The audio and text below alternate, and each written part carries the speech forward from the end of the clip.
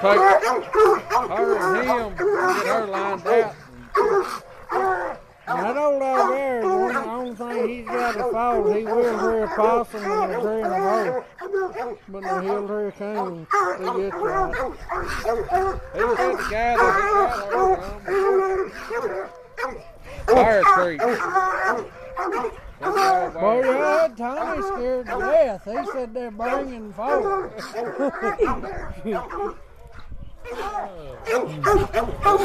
He said every now and then she'd tree a slick tree, but he said if you catch her and get her off the tree and go on out, she'll be fine. That dog right there, if he backs off and goes searching, you know you can walk off. The other night they treed and he got down there and Caleb said he backed off that dog and circled out about 25 foot and he looked all over that tree for coons.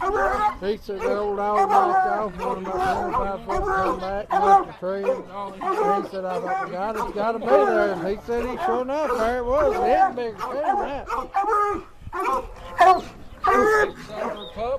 Have y'all got any